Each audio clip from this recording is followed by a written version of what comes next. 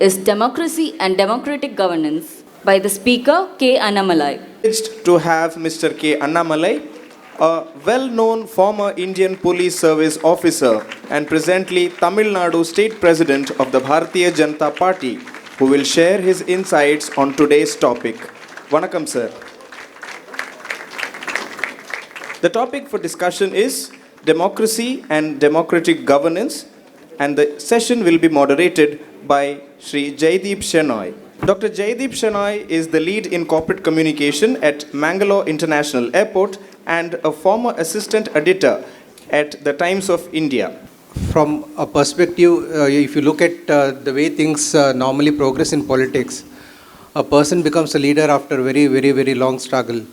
But here we have a rising star in politics who has made his mark within a very short span of time and is captivating the way the Indian politics actually is moving forward and the direction that it is taking. And we have also seen the fact that the way he goes about his business in a very serious manner, and how he has taken upon the role and responsibilities of leading a major political party in a state like Tamil Nadu, and the kind of impression that he is making with his audience and with the people around. So, coming to the topic for today's discussion, that is democracy and democratic governance. India, by population, is one of the largest, in terms of democracy, is one of the largest in terms of population. And from the time of our first elections in 1951 to the general elections, we have seen a whole lot of generational shift that's happened in terms of how our democracy has progressed. So how would you define democracy and democratic governance in the context of India and your home state, Tamil Nadu? Firstly, thank you so much, sir, for having me here. It's a great pleasure to participate in the Mangalore Lit Fest. Each year it is growing very big. You're getting some of the best speakers here, and Mangalore, of course, has got some of the best knowledgeable people in the world and very smart people, and I think it's a privilege to come here and talk. It's slightly a question which I want to give more emphasis to the world called democracy. I just finished a course in Oxford. I spent about 3 months there in a fellowship, and everywhere I go, the first question I hear from people is, oh, democracy is backsliding in India. You look at the press index score, it is going down. You look at this index, that index. So 3 months, most of my time went in defending in Blood Atlantic School of Government and different places to tell them, first you don't understand Indian democracy. For any Western person who's looking at Indian democracy, so we have 250,000 gram panchayats where there is a direct democracy, 250,000. So every 5 years, a group of people in a village, we select who should be our village headman, a panchayat leader. And we have 4,041 municipalities where we elect every 5 years. We have 4,120 member of legislative assemblies. Like our Captain Brijesh Chota, we have close to 543 member of parliament. It's a very unique exercise. And anybody outside our country can never understand how deep-rooted democracy here is. And also the breadth of democracy. And if you look at an MP in UK, he has got an average voter of 1,20,000. An MP in France is 1,10,000. An MP in India, an average voter is 25,70,000. So we are 25 times more in terms of breadth. For example, the House of Commons in UK has got 650 MPs. Such a small country, 8.5 crore, like Tamil Nadu's population. Each MP is 1.1 lakh. So Western people, we need to spend that extra time to tell them, look, India is always democratic. Democracy is in a fabric. But what we are trying to prove, sir, what the current government, what Mr. Modi and everybody are trying to do, in a democratic space, the country can grow. That's very important, sir. Normally, if you look at the great tiger economies, Singapore, Taiwan, or the China's growth in the last 25 years, in the last 50 years, you take all the great countries that has grown in the world, no country is democratic. So we are the first country who's breaking this myth. As a democracy, we can grow. In 1985, sir, if you take the year, India's per capita GDP and China's per capita GDP were the same, $295. Both were same. An average Indian $295, an average China $295. China is almost hitting $10,000 now. They're about 4.5 times more than us. So 1985 to 2025, if you compare 40 years, China has grown 4 times bigger than us. We are a 4 trillion, they are 18 trillion. Now people tell us, look, China has got something right. I keep telling them, no. In democracy, the way you grow, it is not easy to just grow. Sorry, sir, I'm taking long answer to your first question because I want to set a context. China wanted to build a dam called Three Gorges Dam, Yangtze River. They want to displace 12 lakh people, 458 villages, 14 towns. They did it in 8 years. For us to build a Sardar Sarovar Dam, displacing 1 lakh people, it took 65 years. So democracy inevitably has got a lot of challenges. You take everybody along. That too in a country like federal democracy, there is a state, there is a country, there is a language problem. Half the time there is a fight. So that is why India's democracy is very, very peculiar. It is very unique to India. And we are very happy to be a democratic nation. Anybody trying to judge from outside, I only tell them that probably you don't know Indian democracy. Thank you, sir. So, given that you said that we face a lot of challenges in terms of maybe a geographical diversity or linguistic diversity, but still to make this nation function, so what do you think are the key drivers that actually keeps the nation moving forward? A sense of belonging, sir. Even if I don't speak a language my friend in Nagaland speaks, even if I don't speak a language an Assam friend speaks. But since this is a very unique country in the world where with a sense of belonging, we are still functioning. I still remember the House of Commons debate when they wanted to bring the Independence of India Act, when UK wanted to bring it. Winston Churchill very famously said, India is a country that is a country like a line as an equator. And this country will break in no time. The argument Winston Churchill gave us, so much diversity, so much language, plurality, there's no way this country is going to hold together. But we have proven them wrong after 75 years that we can hold together despite not overt commonality. If there is a Naga brother and sister or a Tamilian person wearing a dhoti, speaking a different language, food is different, everything is different. But there is a sense of belonging that this is a very unique Bharat civilization, it's a very unique space. And there is something that is binding all of us together. And this country is not a democracy that was just created, sir. It was there democratic for a long, long time. Even 1947, when you became democracy, it is 17 provinces, 584 principalities, they came together. So there is a unique spirit behind it. That is what we keep telling Bharatiya spirit. That spirit believes no matter what, we living in this particular space have a way of life. There is an Indian way of life, which we call the Hindu way of life. Immediately the Western audience will have a confusion. And the moment we say Hindu, they say, no, it's a religion. They don't even understand Hinduism as a way of life. Hindu way of life, which is along with nature, because our civilization goes with nature. We respect human beings as equal as an animal, even beings which can't speak.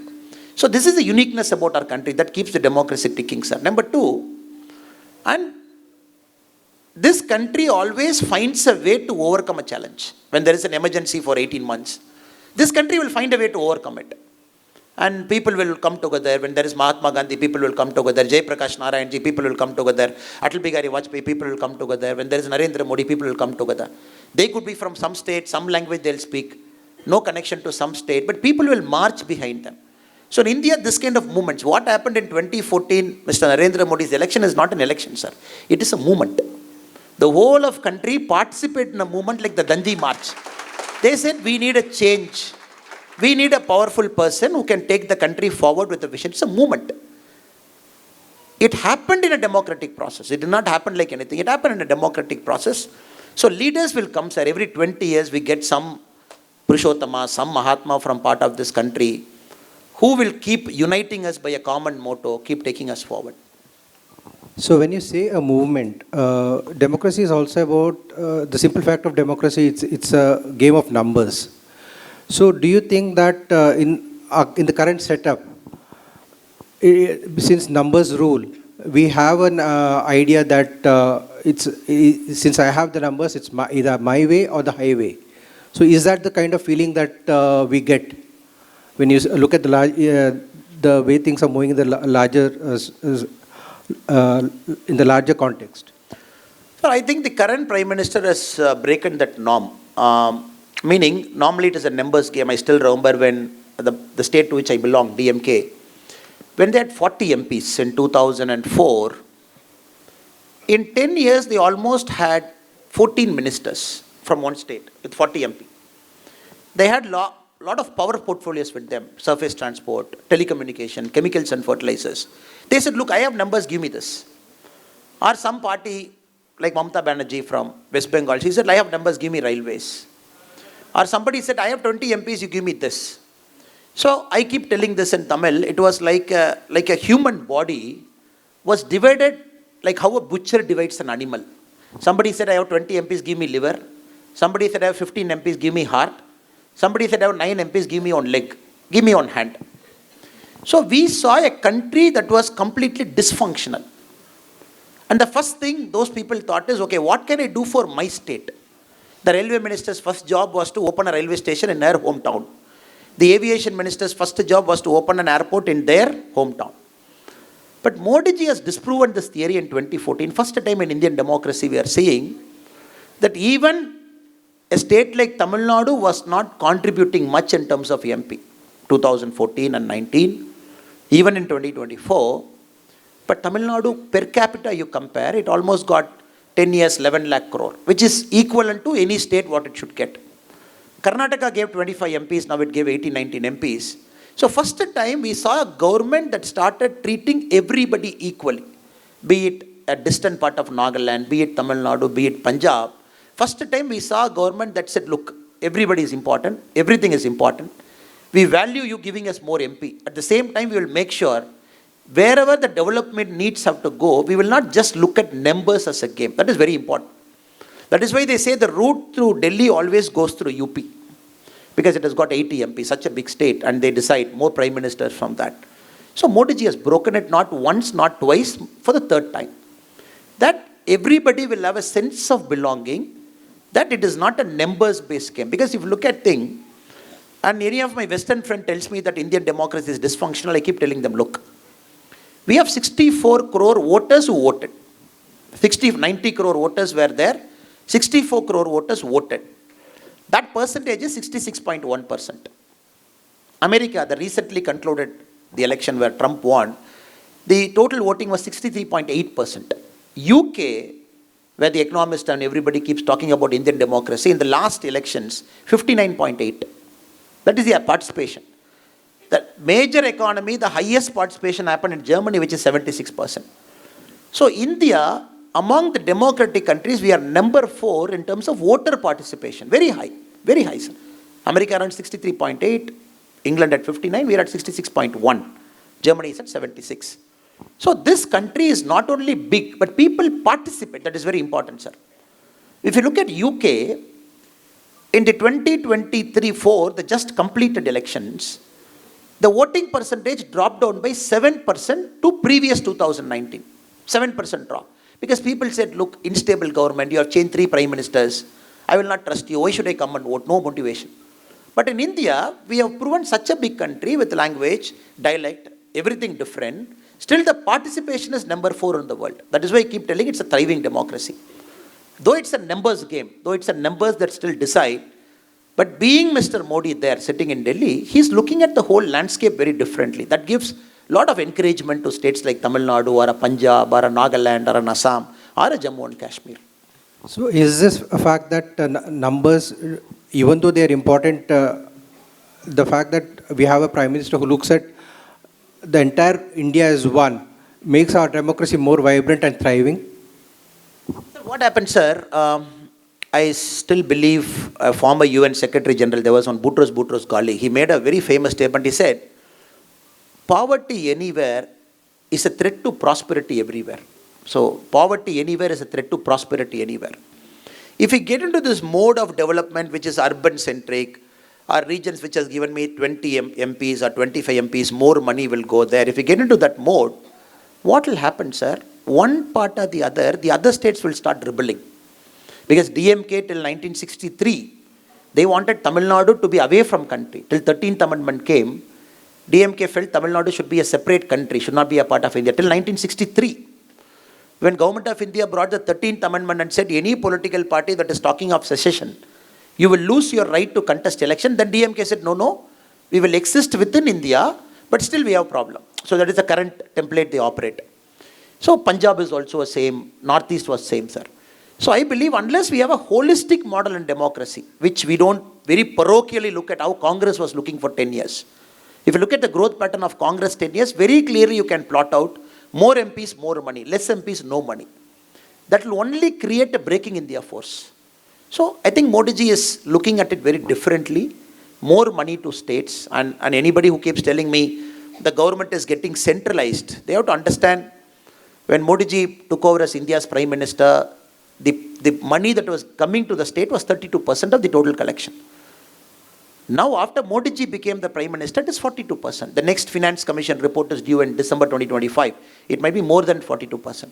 Now 42% of money is being channeled back to the state. State is getting more money. Twice, thrice of what Congress was getting in different sector. So that is why I am very confident Indian democracy will not only continue to thrive, it will encourage a lot of youngsters who are sitting here to become champions of our democracy. Now that you've mentioned youngsters, do you think Indian youngsters are actually participating in democracy in the manner in which they ought to? I have Because both a positive and a negative view on this question, sir. I personally believe if there is an Indian youngster sitting here, young boy, young girl who's sitting here, who's below 35, young is at heart, sir. Even 60 you are young and 50 you are young, sorry. I don't want to call you wrongly by doctor, same way I don't want to call you wrongly by age. And whatever age you are young at heart. But the point I'm trying to convey here is, sir, if there is anybody who's young, they should know some details about Indian democracy. Many people believe democracy is 5 years once. I go to a polling booth and there I stand in queue. I take it as a burden in a hot sun in Mangalore, going there, voting and coming. So they have to say democracy is a 5-year everyday engagement. For example, I was coming, sir, I came late only because there was a severe traffic jam just before entering Mangalore because they are putting a road on a Saturday in the peak time Saturday. So the whole traffic is blocked for 45 minutes. So democracy is about we telling the MP who's sitting here, because we have to bring it to his knowledge, or an MLA who's here, to tell, can the road putting thing can be done at 2 o'clock in the night, can be done at 3 o'clock in the night. So that in the daytime, unless we tell them, how will they know, sir? It is an engagement. So every time we think, okay, somebody will tell somebody, somebody will tell somebody, nobody will tell anybody, end of the day. So it is like, so the only appeal to youngsters is, you keep engaging. When you have very professional people who are public representatives, we just have to engage. It's an everyday process, sir. And second, they should actively participate in debate and discussion. It's a house full. The topic is democracy and democratic governance. Very surprising. A lot of youngsters have turned up because they don't understand how many times the Indian constitution is amended, what is emergency, what is this, what is that, what is Modi ji's vision, is one country, one election good for our country? So this kind of topic should evoke curiosity among the child. They should not see this as boring, heavy topic, academic topics. I'm not getting any interest in it. That is why in Tamil Nadu you see, sir, when a big actor, for example, Mr. Vijay, when his movie gets released, trailer, it hits 1 million in minutes. 1 million, it's just minutes in Tamil Nadu. Minutes it hits 1 million. For us, YouTube, you see some Tamil song, it is 140, 150 million views. I don't know, 150 million views. But a hardcore subject you want to push 5,000, 10,000, 15,000 views in the same time is very tough. So sometimes you also need to get our priorities right. For the youngsters, my appeal is, you should deliberately participate all 5 years, all the time, so that every day you learn, you improve yourself. Whether you participate in politics or not, that is different, sir. Politics is secondary. But participating in democracy is a fundamental duty, is what I would say, sir. Do you see more Annamalais, or we have a young MP here also? So do you think the emergence of people like you will also motivate the youth to not just dabble in the democratic systems, but also possibly consider a role in politics and try to bring about a change? Sir, as I said, 250,000 gram panchayat. I keep telling people that the best way to make change is to become a panchayat president. That's the best way to make a change. And you have close to 2,000, 2,000, 3,000, 4,000 vote. You are born in that area. You are young, 30, 35.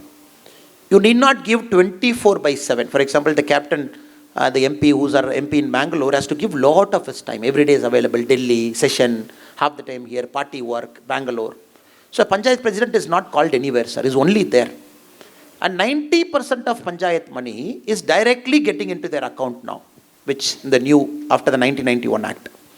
So you have 250,000. People should not look at so-called the TV things. Oh, captain comes in TV, or Annamalai comes in TV, or somebody comes in TV. But many a times it is the silent work that happens behind that scene. In a panchayat is where the change happens, sir. And I keep telling people, look at panchayat as an option. Oh no, sir, I'm an IT engineer. How can I contest as panchayat president? I tell them only then you should contest as panchayat president because you're educated. Do one term in panchayat, local body governance, understand it. Then probably 1-2 years role, then you become an MLA if you want to take a political role. So I think the key is to motivate our youngsters to look at panchayat as an option where they can serve well, sir. Because it is more accountable. A lot of money is going there. That is a fundamental change you can bring. Because you have 250,000 spaces there, 250,000. And second, sir, I would say, they have to understand politics is, in India, it's more like a boxing game. It is not a neat professional sport. And abusive, attacking, defamation, everything is part of the game. And I think yesterday Mr. Modi ji was talking in a podcast and he differentiated two things. Being a politician is different from being an elected member. Being an elected member is something different. But somebody thinks, okay, I'm standing for an ideology. There could be people here. I am standing for an ideology. I want to become a part of a political process. Then they should be prepared for the hard road ahead. There's nothing simple. It is a hard road, sir. And that needs a lot of willpower. And now in this age and time, what is happening, sir, is we immediately get upset when somebody speaks bad about us, somebody abuses us. Social media, you say, somebody will put a comment. I still remember my young colleagues in the party, they'll say, Anna, I said this, you see negative comments have come. I say, are you that jobless to go and read the comments who are putting, what is it putting? You take it as a thing. There are bots. People do it every day. People have companies who do it.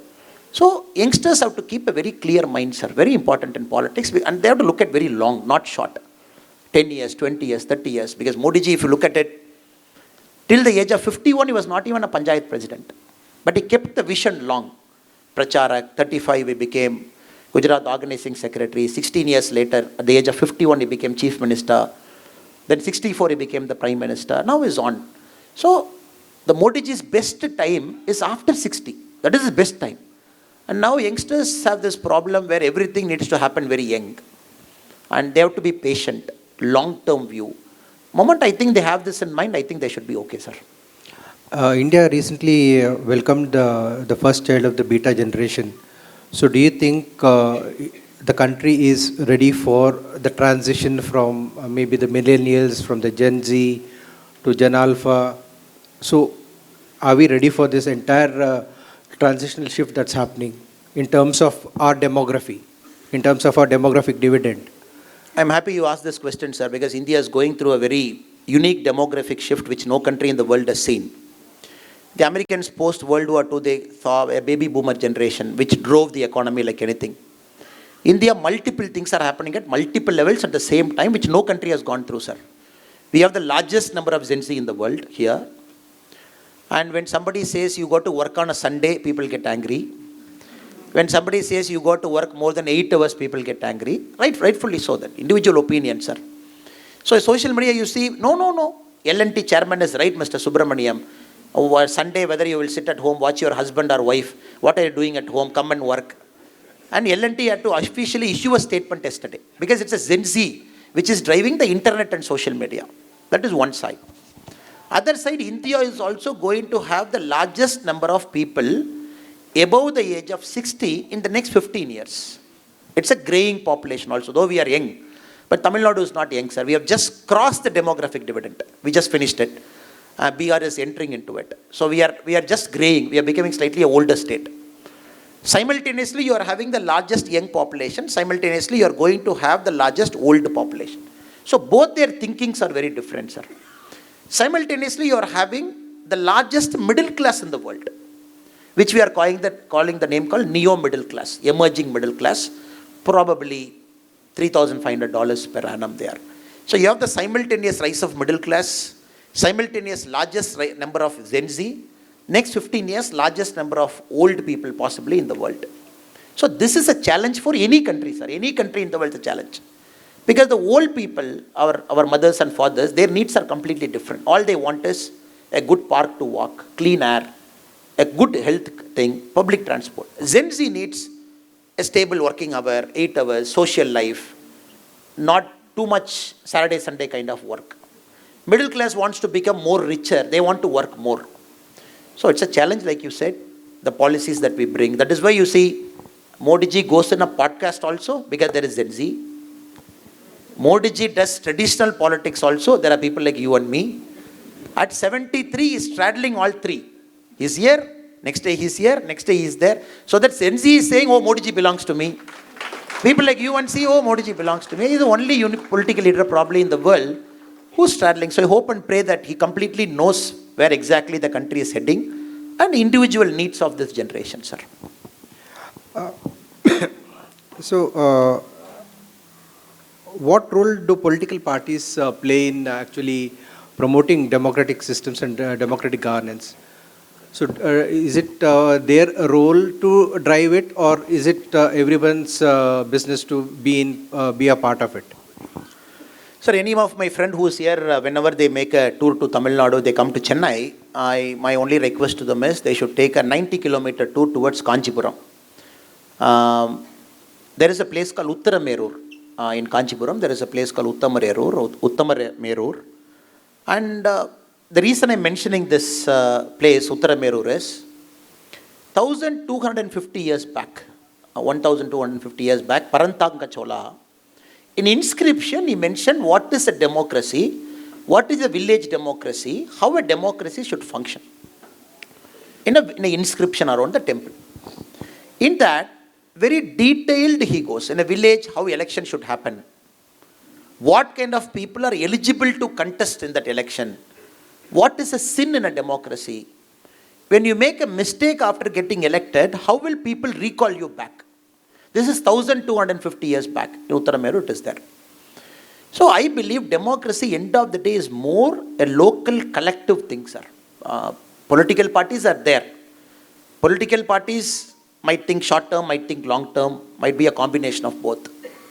It is people at the bottom, like a village council, Gram Sabha, ward, apartment complexes, association. They should have a spirit, it is my area, it is my place. I have to keep it clean. I should segregate my waste. And somehow in our country, what has happened, sir, we always want to have an authority to tell us what to do. I will fine you, so please keep your garbage clean. So like, they'll fine so that. So Mangalore consistently ranks one of the best Swachh Bharat cities in the world because of the nature of democratic process at the ground level. Mangalore is very unique. Dakshin Kannada is very unique when compared to the rest of Kannada, Karnataka and Tamil Nadu because here people are very self-sustaining. Grama Devata, Bhutakola, it is all very organized. VIP culture is not there. Even a cinema star comes in Dakshin Kannada, nobody bothers for a selfie. And this is a very unique place. Very, very intellectual crowd. Since I have served here for some time, sir, but it is not the case across India. It's a very unique place. I keep observing why this place is very unique. And the level of democratic participation at the ground is so strong in Dakshin Kannada for various reasons, sir. Always that is unique culture. So that is why in all indicators this is topping. In every single indicator in Karnataka, 10th standard, 12th standard marks, the ability of a panchayat to deliver better results. You are a person who knows it much better, sir. So I believe it should be people should have a collective spirit. This is my area, my land. That is the important part of a democracy. That right now is missing, sir. Many places it is going down. Apartment complexes, urbanization. When so much urbanization happens, people don't have the belief they are my people. Because in apartment, I don't even know who's my neighbor. I don't even know who's my left side guy. I don't even know who's standing in the top. In Pongal, in our village, We go and give pongal to 10 people around us. They come to our home. Here, there's a sense of anonymity. So this is the biggest problem for democracy. Where there is a sense of anonymity, democracy starts failing. So in India, more urbanization. Thank you, madam. Thank you, madam. India, I hope more urbanization would not generate a feeling between you and me that you are from Belgaum settled in Mangalore, I am from Udupi settled in Mangalore, only namesake we are neighbors. Unless I have a joint feeling, even at night 1 o'clock, when you have some medical problem, you should be confident my neighbor will be the first guy with the car who will take me to the hospital. That is missing now, sir. So this is the number one challenge I see because of the rapid urbanization. The second challenge I see, the political parties have to become more statesmanship approach. If you look at Parliament, what happens, sir? Parliament, what happens? Somebody brings a red color book to the Parliament. I'm not taking anybody's name. I am being neutral to all political parties in a forum like this.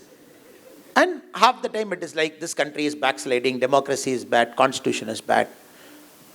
And they want to say divisive. When is the caste survey will happen? Will it happen tomorrow? Will it happen next week? Sir, we are talking of a country that is at 4 trillion now. Our demographic dividend is only there for the next 25 years. That's it. China had it from 1980 to 2005. Japan had for some time. India, it is only 25 years. If we miss it, we are gone. Next will be Nigeria's chance and some other country's chance. So this is the time when we have to talk about development, unity, taking the country forward. That should be the debate in a parliament or in a forum like this. Now the debate is about caste survey. Debate is about will it happen tomorrow morning? Will it happen next week? So that is where my second problem is, sir. The political party's language. What do we speak in a public forum? The third one, people will start losing respect on a political party when the political parties don't actually represent the people. We should speak their language, live the life of a common man. People should connect that he is my guy. So that is missing now. The politicians are becoming more elite nowadays. Slightly they are becoming more elite. Gone are the politics of 1960 and 70 where you are one among them. These three things I see as a big challenge, sir. The political leaders who are coming are becoming more elite now. The second challenge, urbanization, is a challenge.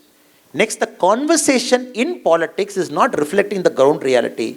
It is reflecting 1960s of our country. That is the three challenges I see. Thank you, sir. So despite your feeling that politicians are becoming elite, our Prime Minister has a diametrically opposite view to that, in the sense that he doesn't want this entire VIP culture to be there. So, do you think that the politicians are not taking a cue from the example that is setting? So PM is very clear, and PM, I think he thinks far ahead, is a very deep thinker. Exactly that is the point is going through. India has to be free of VIP culture, and no red color bulb and everything is remote, sir. He's taking that strain on himself to do that, do it. The second, a PM can control how many people, sir? PM is a living example. He lives his life like that. He lives his life of Sankalpa. That's a living example. It is for us politicians to take a cue from a person like Mr. Modi ji. Take a cue. How does he live his life? Are we more, how many politicians stay in a village, sir? How many politicians leave their home? Can we say 15 days outside my home, randomly in my constituency's home? That is what I'm talking of, the VIP culture. Am I with them? Padayatras, eating food with them, staying with them, understanding their problem, farming with them. So this a Prime Minister can't come and do, sir. He has done it. That is why he is the Prime Minister. The next generation of politics. In BJP is what, sir? Among the Indian politicians you look. If you look at the 2024 elections, 751 political parties participated, sir. In our 2024, 751 political parties, 12,500 candidates gave their nomination in 543 seats. That is 23 candidates per seat. But BJP can put only 543. But the total candidate is 12,549. There are 12,000 more candidates than what a party like BJP can put. So I'm making an overall comment. There is Congress, there are regional parties, there is DMK. You are seeing somebody's dynasty, somebody's son. So we are looking at the overall politics of our country. There could be one BJP somewhere here. But for one BJP, there are 10 parties combined that is also equally in the other side. dynastic parties like a DMK, dynastic parties like a DRS.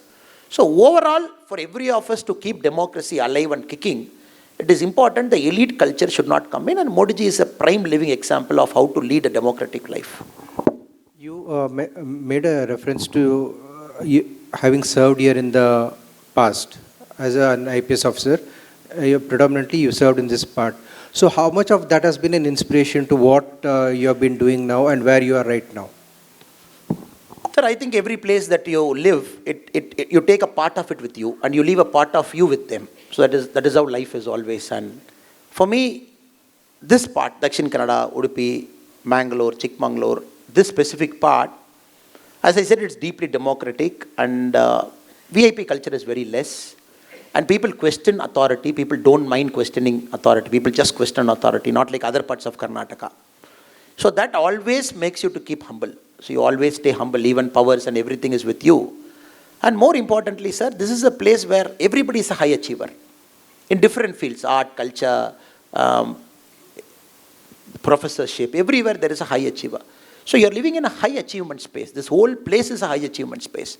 So this naturally inspires you to become better every single day. Can you improve your best version of yesterday to a better version tomorrow? And second, sir, more importantly, I am more fascinated by the cultural assimilation of this place. Local, like I said, Bhutakola, or a function, are the small gods who reside in our villages. People have an affinity. People still trace their roots back to Goa, go and come back. Certain people who live here. And the village festival that happens in a big way. So that is very important. People don't forget their roots. And third one, sir, and this is also a place where a lot of people go abroad, and comparatively to other parts of Karnataka, other parts of India. But when I go outside, sir, I can very distinctly see a Mangalorean or a coastal Karnataka person, because his affinity to his hometown is so high. In Dubai or different Kuwait, I keep seeing in different associations, they keep tracking what is happening. They keep coming here. In the village festivals, they participate, because for them the soil is everything. So this is an inspiration for me. For example, when we did a yatra called My Soil, My People, En Man, En Makkal, when we took that yatra across Tamil Nadu. So we had to do a 7 months yatra across all 234 assembly constituency. So nobody has done 234. You can walk a straight line, but you have to cross all 234 in 7 months. That was a very unique experience, because a lot of inspiration came from here. The way people are associated to their soil and cultural icons. This is a place that respects its cultural icons. It celebrates, it adores. So that is also very important for a growing person like me, that the roots are more important. The culture to which you belong is very important. You are an Indian first, of course, no doubt. At some point of time, your culture and your soil is also equally important. Indian first. Your culture and soil should come second or third or fourth somewhere. And everybody cannot be a global citizen to say, oh, borders doesn't exist.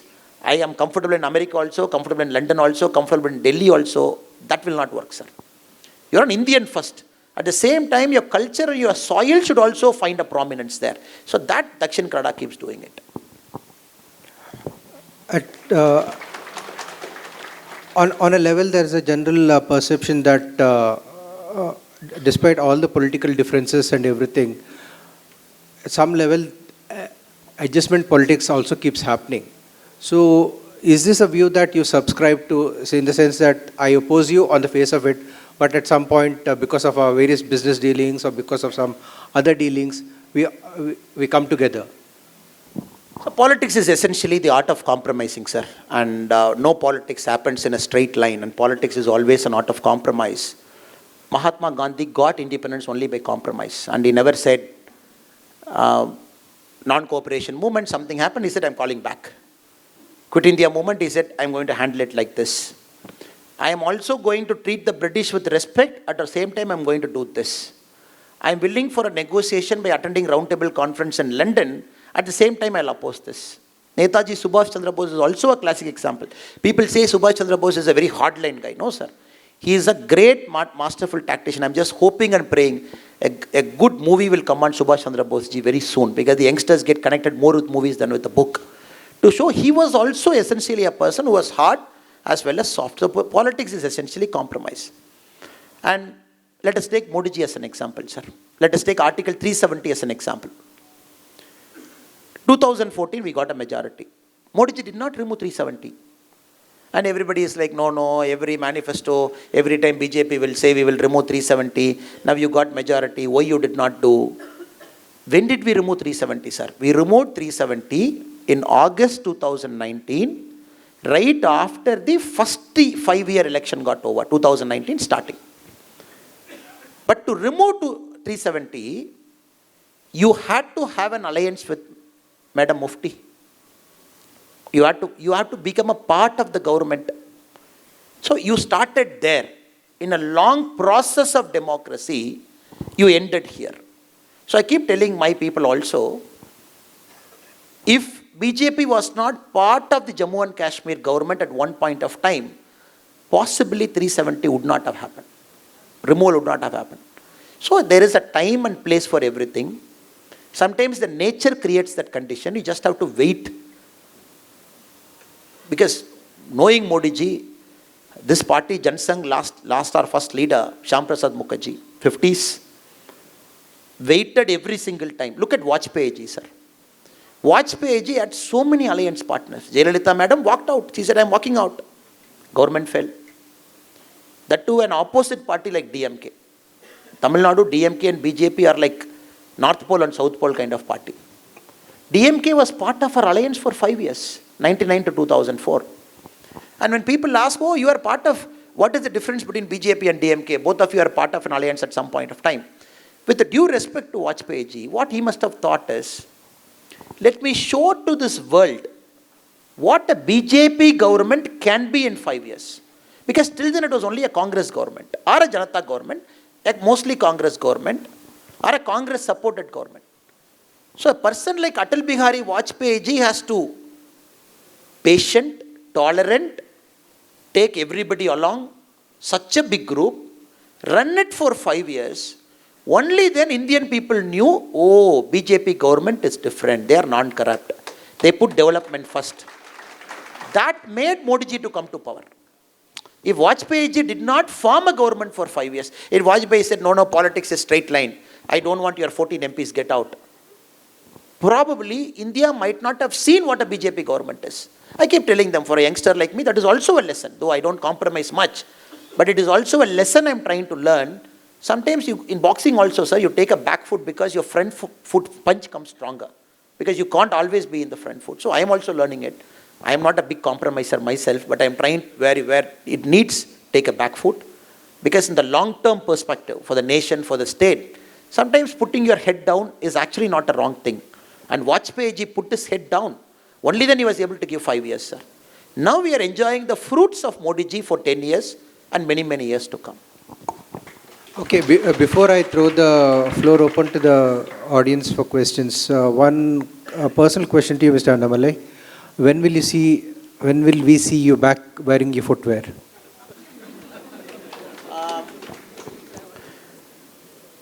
Sir, leaving a footwear, I don't know, sir. The best way to answer this question is,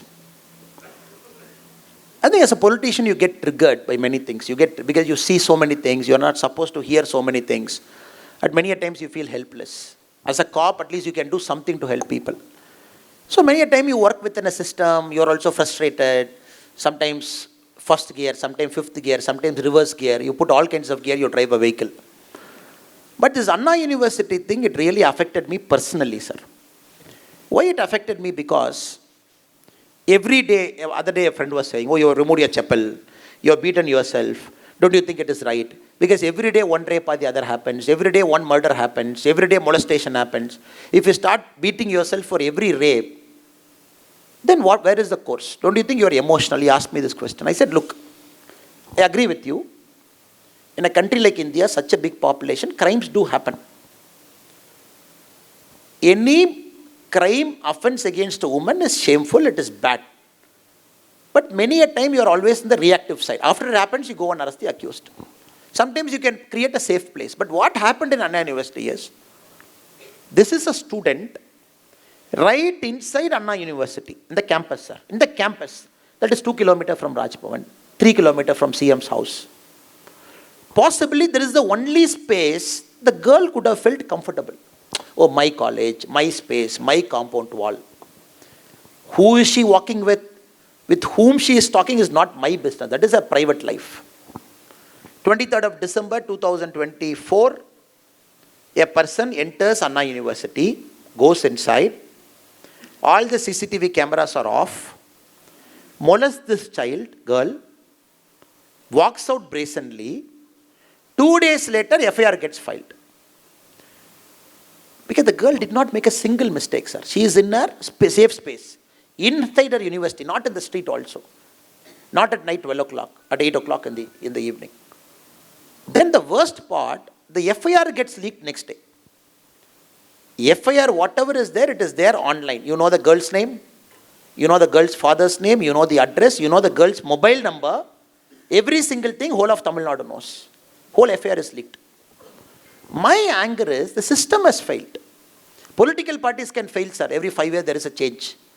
CM can fail. People will throw the CM out after 5 years. That is not a problem. But here, the system has failed. The police have failed. You are supposed to arrest that accused, but knowing fully well he belongs to a political party, you have leaked the FIR. The same accused has done the same crime in 2014, in the same space. You did not even put a watch on him.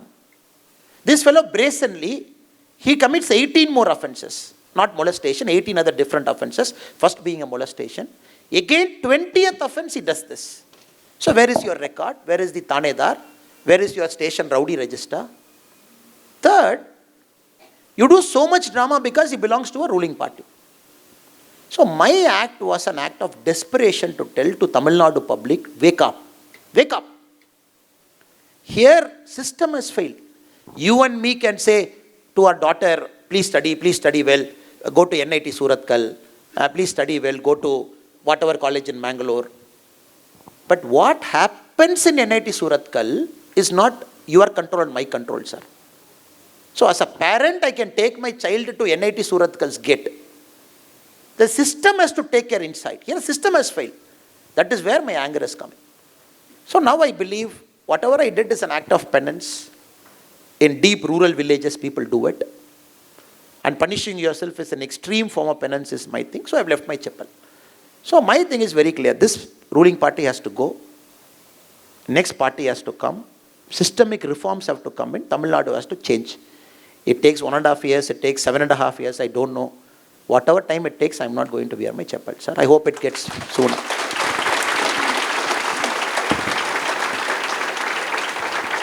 Well, we have heard, one second. We have heard a wide range of ideas come out of Mr. Annamalai.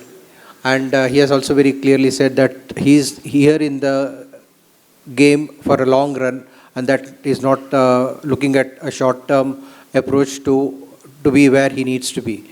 With this, I would like to take questions. If the volunteers can please pass the mic. I know a lot of hands are going up. Vanakkam Anna. My direct question is, I think yesterday or day before, CM of Tamil Nadu gave one statement saying that he mentioned the girl's name who committed, he said that she committed suicide because of the phobia of NEET exam. Okay? When he has so much of Vishala Hridayam, why he can't take 1 minute, at least forget empathy, sympathy sake, why he's not taking care of Anna University? One question is that. Other question is, recently Governor of Tamil Nadu walked out of the parliament because national anthem was not respected. And CM Stalin did a strike against the governor. Every time they are the one who say secularism. I don't think it's a secularism, it's a secularism. Sick mind, always people think about secularism. So what is your point of view? I'll take the second question first. Please have a seat. Thank you so much. I'll take the second question first.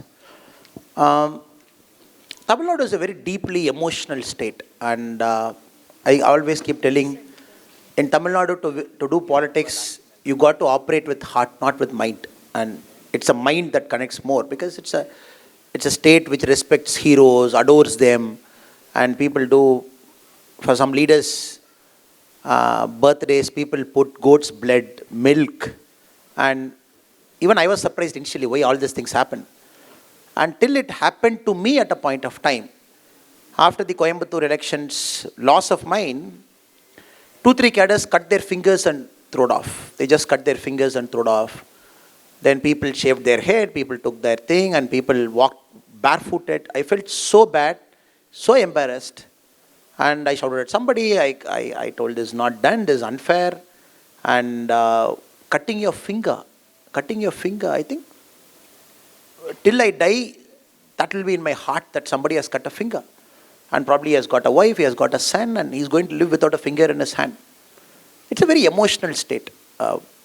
Emotional sometimes is good, sometimes is bad. And not all the time it is good, not all the time it is bad. So in that context, I will take the governance issue. Tamil Nadu Assembly, like Karnataka rightly has a state anthem and a state flag. Tamil Nadu in 1960 chose to have a state song. In 1991, when Madam Jayalalitha became Tamil Nadu's chief minister, she decided to make state and national anthem as part of the assembly. State anthem as a part of the assembly. So 1991 onwards, the state song started singing in assembly. The governor is also right that he believes in the MHA guidelines, wherever the governor goes, at the starting, national anthem should be sung, at the ending, national anthem should be sung. In Tamil Nadu, at the starting, state song is sung, at the end, national anthem is sung. It is not that national anthem is not sung. National anthem is sung at the end, all the time. So governor is like, national anthem should be sung at the beginning, it should be sung at the end. Let the state song be first, national anthem be second in order. Finish the proceedings, end with national anthem. Nothing wrong. So it is a question of pure ego. And Tamil Nadu respects national anthem so much. When our former CDS, the Chief of Defence Service, he died. From Ooty to Coimbatore airport is almost 60 kilometers approximately, 65 kilometers. Almost 80% of the roadside, people stood. People stood. People stood to the left of the road, right of the road, in crowds. And when CDS body was passing through the road, people said, Veera Vanakkam. Veera Vanakkam is brave salute to you. And this is a state that has produced largest number of freedom fighters for a long time. Veerabandi Kattabomanta. It's a deeply patriotic state. It is just an aberration DMK has come for some time in between. Because human history, when did dinosaurs live 140 million years back? How big is the earth? It is 6 billion years ago. And how long is democracy? 3,000 years. In that 40 years is DMK. That's how you should see democracy. And 40 years is an aberration. It is not that they are going to change, and it's just a matter of time. It's a deeply patriotic state. And very soon you will see changes once the new government comes. Coming to the first question, it is very unfortunate a state that is used to give a lot of people to civil service. We have come down. We have come down to 40s and 30s. IIT is coming down. IIM is coming down. Because the quality of education is coming down. I keep arguing among the southern states, the last ACER report, ACER is a study that is done class 3, class 5 and class 8 to see the quality of a child's education. Tamil Nadu ranks last among the south states. We are last among Karnataka, Telangana, Kerala. So I keep telling, look, focus on that. The government schools are dilapidating, the quality is coming down, and in that you have created a fear of an exam. You have created a fear of an exam. Already the quality is coming down. You have created a fear of an exam. Politicians, by our stupid speeches, just before NEET, every politician will say, no, NEET will not come this year. I will make sure NEET will not enter Tamil Nadu. NEET will come, NEET exam will happen. So just the day before exam, suicides happened. The day after exam, suicides happened. That is becoming a recurring pattern, unfortunately. I told in a public speech also, when the first time opposition leader Mr. M.K. Stalin said something and a suicide happened, you should have booked him for abetment of suicide. You should have arrested him. Since you did not do that, he became a chief minister now. When normal people you book abetment to suicide, why politicians you are not booking abetment to suicide? It is a politician who provokes, who vitiates. Then what happens? There was a problem between syllabus, that is, Tamil Nadu, for your kind information, last year the All India topper came from Tamil Nadu. In the top 10 ranks, 4 ranks came from Tamil Nadu. Top 100, many ranks came from Tamil Nadu. But still the politician wants to take a odd 1% here, 1% there, and then say this has happened, so Tamil Nadu rejects NEET, which is a very unfortunate political narrative they are trying to set.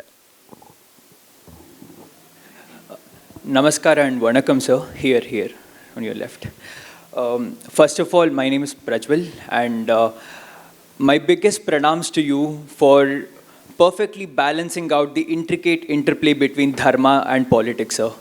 And my question is very straight, might be personal as well. During the 2024 Lok Sabha elections, I was in my final month of my post-graduation, and we were talking about Tamil Nadu politics based on the Enman and Makkal Yatra as well. And we saw Annamalai somehow becoming the flag bearer of BJP and winning elections. What was that aspect which made Annamalai lose both the MP and the MLA elections, sir? Oh, thank you so much for the question, brother. I'm happy that you asked this question. I think politics in Tamil Nadu, you have to make a choice. How do you do politics in Tamil Nadu? For example, please have a seat. For example, I said, in Coimbatore, I will not pay any money for votes. Which I said on record. I said anybody can come and check. And I will not pay money for votes. So where it takes me, it takes me. Because somewhere a change has to start. Let me put a seed. I cannot make a statement here, but when you come to Coimbatore, you can say, when the parties who wants to be there in Coimbatore defeat a person at any cost, when you pay 300, 500, then another 500, 3 installments you pay, 1,300. It right or wrong, it sways people. It sways people. That is where I have a problem with the Election Commission also. It sways people. And second, you are taking on, so my job in Tamil Nadu right now is, like many leaders, it is like flying a plane. This engine is on repair it. Suddenly they say a passenger is complaining, no water. I go inside, give water. Then they say the left engine is on fire. I have to go to the left engine. Then they say the pilot is missing, go take care of the plane also. Then they say it is turbulent, somehow land the plane. So all these things we are doing. Build an organization, put people in the booth, create a narrative, bring nationalism, anti-nationalist fellows keep them out, then win elections also. So, since you are doing everything at every single point of time, not me, all the leaders and everybody, they are doing for ages. Now, this is an election we consciously said we will contest alone. We will contest alone. Because broadening the party at the point of time is very important. Our national leadership also felt, let us expand. Tamil Nadu, for your kind information, in the last 20 years, I'm talking of after Vajpayee ji, okay, I'll go back 28 years, right from 1996. BJP has contested only in 20% of geographical space. 80% we never contested. We never put a candidate. Because in 80% it's an alliance partner. We used to contest 5 seats, 6 seats, 7 seats. That is our, out of 39. And where you don't contest, the leadership is not developed. Winning or losing, when you contest, there will be a booth president, there will be a mandal guy, there will be district level people. They will get trained about elections. Then 5-10 years down the line, they will become a fighting machine. Correct? So this time we are very happy. From 20% geographical area, we reached 70% geographical area. We have crossed 70% now. So 70% the party contested. 2026 also, it is not a certain I am going to win. 2026 also, it is the same path I believe I should take. Every party will come, they will do adjustment politics with candidates. Moment I am announced as candidate of Coimbatore, DMK said, till then it was communist, but we will change our candidate to DMK. Communists cannot stand. 20 years communist was standing. If communist stands, BJP will win. So DMK stood after 20 years. So they will do all kinds of drama.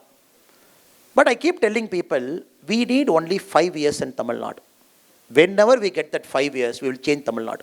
Only 5 years. We might get it next 5. We might get it the year after 5. But we need only 5 years. Once people see us for 5 years, Tamil Nadu will never leave BJP from then. So we just need that 5. To get that 5, it's a work in progress. You got to fight, struggle, get that belief in people that we will do the dharmic way. Now you, let us imagine you take the shortcut. Okay, I'll pay vote for money, I'll pay do this, I will also do whatever they are doing. Probably the base will not be strong, brother. I personally believe in Tamil Nadu, Jammu and Kashmir and Northeast fires, only then people will realize the full potential of Bharat. Full potential of Bharat is when Tamil Nadu, Jammu and Kashmir and Northeast fires. Fully, it should be like full engine on. Like Karnataka engine is on, full fired, double cylinder, 25, you can push it to 25, 28 MPs, just a matter of time. Karnataka can always get 28, just a matter of time, because it's a different kind of flavor of state. It's supposed Modi ji, big way. And that has to happen. So, patience. And first is mobilization. And first, yatra and politics is mobilizing, bringing people. In politics, first is narrative. People should not talk about you. After talking, only conversion will happen. I hope that we are in the talking now. 2026 conversion will happen and possibly we should win seats. And once we win, then there is no looking back. Thank you, brother. Sir, good evening, sir. This way.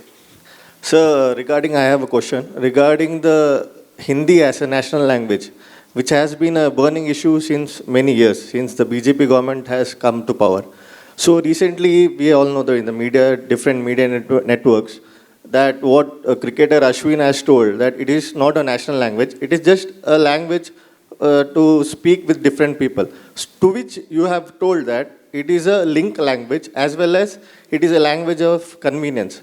So what I have to say, if in case it is a language of convenience, a person from Tamil Nadu may say that, okay, see, Tamil is a very old language, so let Tamil be a language of convenience. Similarly, a person from Bengal may say that our national anthem is in Bengali language, so let it be a language of convenience. So what's your take on this regarding Hindi as a language of convenience? Ashwin is a good person and he represents our country at the highest level for a long time. Very nationalistic, very patriotic person. I know him very personally well also. He's a dear friend. And he has represented our country. We have to understand that he put his heart and soul to play for India. When Ashwin speaks something, knowing him well as a person, it is not that Ashwin speaks like a political party person from Tamil Nadu to say, no, we are different, you are different. It didn't come from that context. I think Ashwin's answer came from a context where he did not want to bring down Hindi. He did not want to bring any language down. At the same time, he wanted to give more respect for his mother tongue. I think that is the context. With that, I'll answer.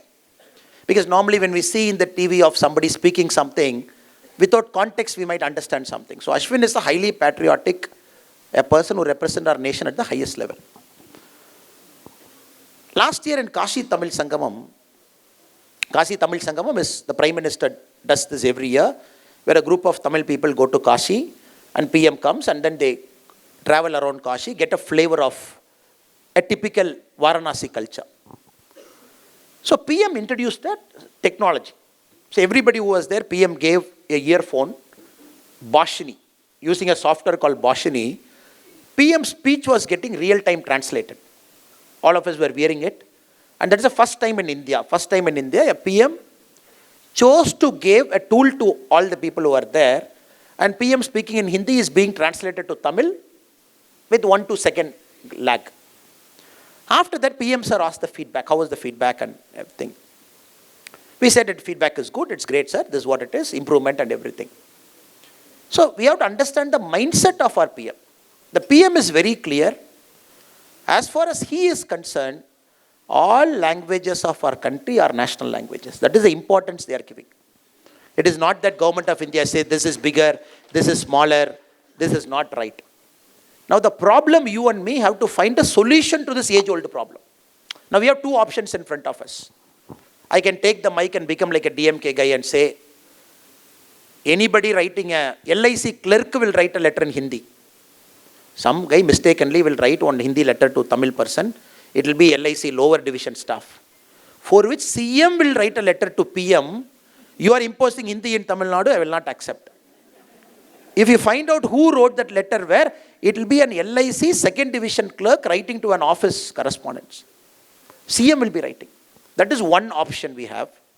Second option is to solve this problem in our generation.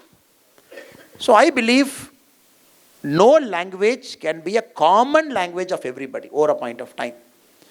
So Karnataka is a very unique state because the kind of Kannada pride I've seen here, I haven't seen in any other state. Own flag, own anthem, and kind of respect people give. Likewise, Tamil Nadu is also.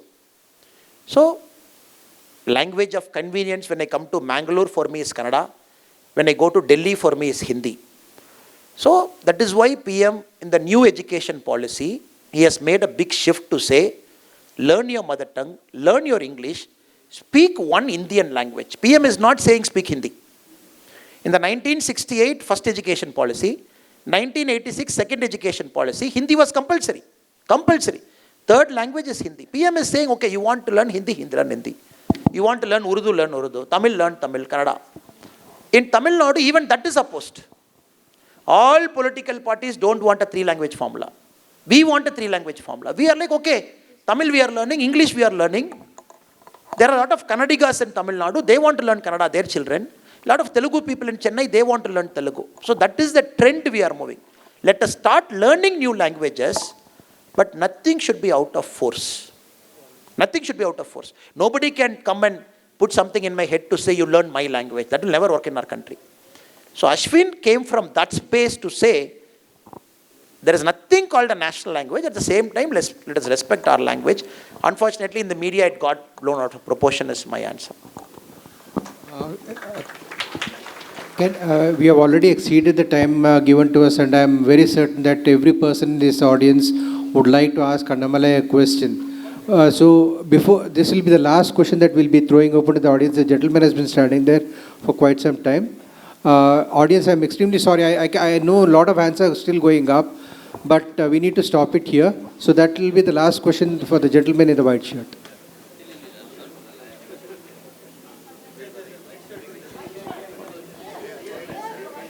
Okay, sorry. We have one more. Good evening, my highly respected Annamalai sir. This is Veerabhadra.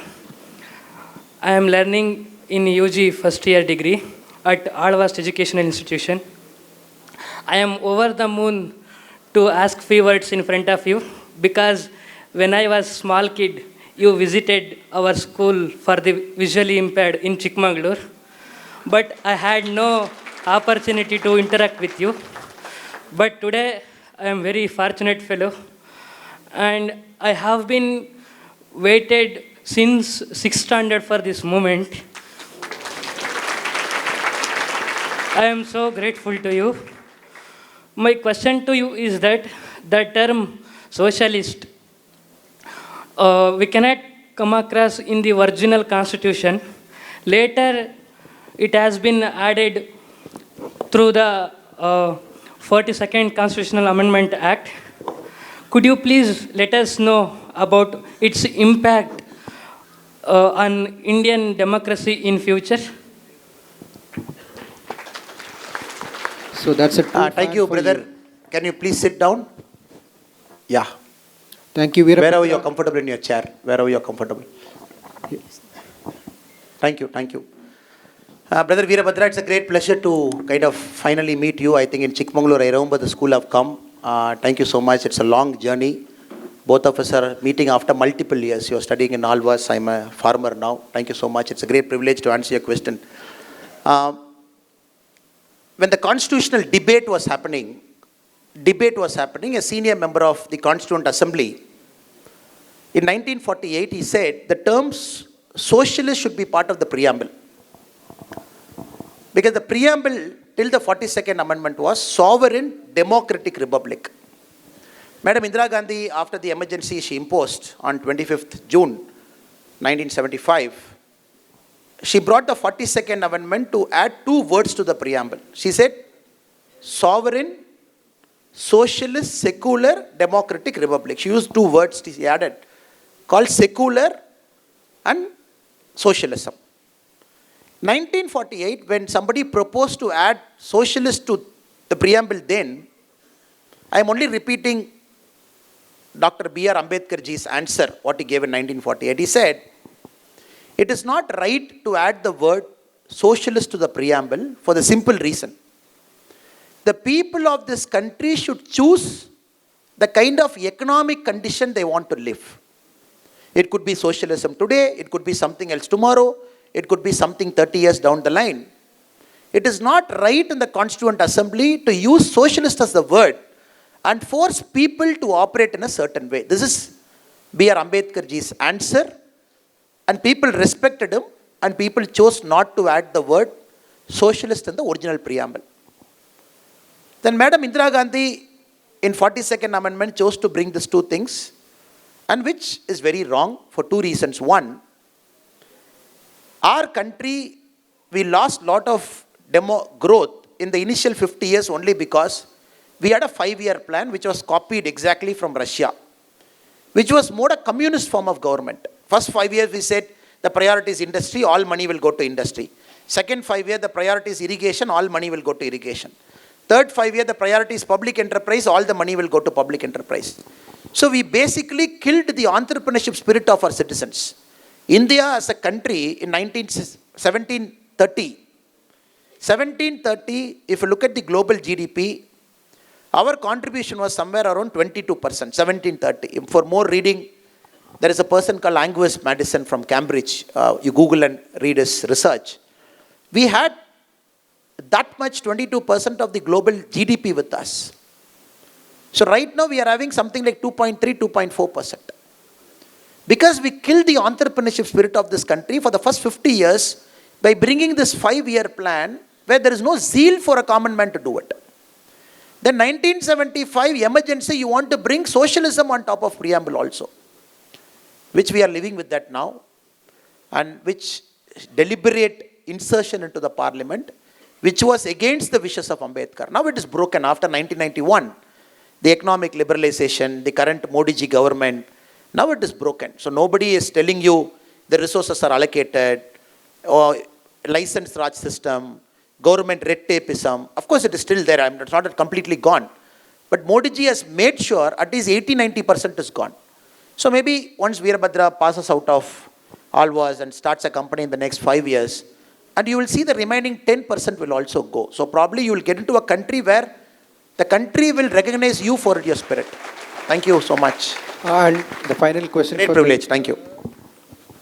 So, sir, I have a question. I am Advocate Sachin Nayak. Sir, my question is, since we are a secular state, why is there interference of government in temple administration only? Also, be it a BJP ruled state or non-BJP ruled states, everywhere none of the governments are doing anything about it. Because when we are a secular state, why only the temples are being administered by the state? That is my question, sir. Because temples should be administered only by the devotees more than the state, is what I feel. Again, sir, secular word in preamble, when it wanted to come, please have a seat, Sachin, sir. Yes, sir. When it came, Ambedkar ji gave a beautiful explanation during the Constituent Assembly debate. He said, India by its very nature is secular. When somebody wanted to add the word secular to the Constitution, he said, by very nature this country is secular. That too, this is coming from a person like Dr. B.R. Ambedkar, who has faced untouchability at its worst form. If anybody has read through Ambedkar ji's life from 1891 till he died in 1956, I don't think anybody has gone through untouchability like what Ambedkar has gone. Even after studying from Columbia, studying from London School of Economics, Grayson, still he came back to India, people refused to sit with him and have food, which he writes beautifully. And even Ambedkar felt secular is ingrained in our country's ethos, which is a Hindu way of life. Though he never mentioned overtly a Hindu way of life. In a Hindu way of life, secularism is a part of our life. But now we inserted a word called secular, and again during the emergency 42nd Amendment to say this is a secular country. In Tamil Nadu, we have made a promise. We made the promise in front of Srirangam temple. Srirangam is the number one among the 108 temples people go. We made a promise the day BJP comes to power in Tamil Nadu, the Temple Administration Act will be thrown to the dustbin the day we come. The reason is very clear, because each state might have a peculiar thing. But for Tamil Nadu, I can answer in the next 2-3 minutes. Because, one, it is very unfortunate you have an endowment department which controls temples only, not the other religious places. Very unfortunate. Second, even there, you want to use this department to suppress the feelings of Hindu. 2 weeks back, there was a comedy in Tamil Nadu. A person wanted to put money in a hundi. We advise people not to put money in hundi because the state is looting, don't put. But this guy bravely wanted to put money in hundi. In the process, his Apple iPhone fell into the hundi.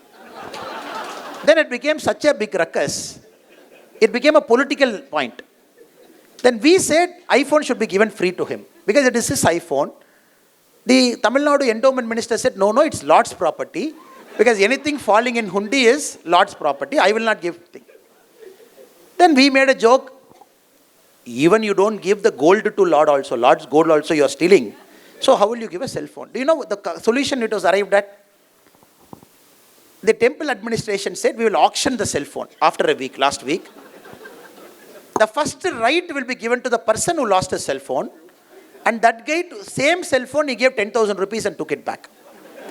So it got 10,000. So ridiculous things are happening. You proved it is your cell phone, your photo, your proof. Even for retrieving your accidental cell phone, you paid 10,000 in the thing and give. And Tamil Nadu, I think you know, we have more than 4,25,000 acre under the endowment department. 4,25,000 acre. Tamil Nadu endowment department doesn't submit to CAG. The CAG, Comptroller and Auditor General, audits everything, SIRS Airport, everything it audits. But only thing in India that doesn't come under CAG is Tamil Nadu's endowment department. Because in the books you see, in Tiruchendur temple alone, close to 8,000 cows are missing. People have given cow dana. Cow is nowhere to be found. Either they sold it or some fellow went and took the cow away. All the temple gold, they want to put it in a thing and make it into a gold bar. So a lot of confusion. So we have taken a very practical administrative viewpoint to protect the interest of a certain community. It has to go. The second option is, again the union government has got power to enter into endowment. I think you're coming there. You are a lawyer, you know it. If anybody reads the constitution very carefully, the union government has got powers to interfere into an endowment. It has got powers. If any state government thinks the central government cannot enter into endowment, they are sadly mistaken. The constitution gives the power. I am forgetting the entry number now. I hope Kalladaka Prabhakar Bhattji is there, such a senior leader. And for Article 370, they waited so many years. And who knows, maybe next year the central government can put their hand on endowment. Anything can happen. So let us be patient. I think everybody is watching. Central government has got powers. As a lawyer, you know, tomorrow nobody can say you cannot come into my Kuke Subramania, you cannot come. They can always come. I hope and pray if the state government is failing, the central government should come. But again, I said, my brother, politics is patience, politics is compromise. Not everything can happen on one day, but everything will happen in one day. So let us wait for that day. Well, sorry, we have totally run out of time. We were supposed to start at 5, end at 6. We started at 5:20 and it is 6:50. So that explains the popularity of Annamalai. That explains the clarity of his thoughts. That explains the purpose of his being here, his vision. And we hope for greater things from him in the future. All the best to you, sir. And thank you. Thank you, audience. You have been patient and wonderful. Thank you. Definitely. Thank you, Mr. Annamalai, for sharing your thought-provoking insights and also engaging the audience throughout the session. And also special thanks to Mr. Jaideep Shenoy for moderating this dynamic session with such expertise. ಇದೀಗ ನೆನಪಿನ ಕಾಣಿಕೆಯನ್ನು 2 ಪ್ಯಾನಲಿಸ್ಟ್ಗಳಿಗೆ ನೀಡಬೇಕು ಅಂತೇಳಿ ಶ್ರೀ ಸುನಿಲ್ ಆಚಾರ್ ಅವರಲ್ಲಿ ಕೇಳಿಕೊಳ್ತಾ ಇದ್ದೇನೆ. We should also be thankful to all the audience who was such a support throughout this session, throughout this discussion. So kudos to our audience as well. ನೆನಪಿನ ಕಾಣಿಕೆಯನ್ನು ಸುನಿಲ್ ಆಚಾರ್ ಇವರು ನಮ್ಮ ಗಣ್ಯರಿಗೆ ನೀಡಬೇಕು ಅಂತೇಳಿ ಕೇಳಿಕೊಳ್ತಾ ಇದ್ದೇನೆ. ரொம்ப ரொம்ப நன்றி sir. Thank you once again to all of our distinguished speakers and moderators for today's stimulating panel discussions. We hope these conversations inspire continued dialogue and reflection on the important topics that we have addressed today. And to all of you in the audience, thank you for your active participation.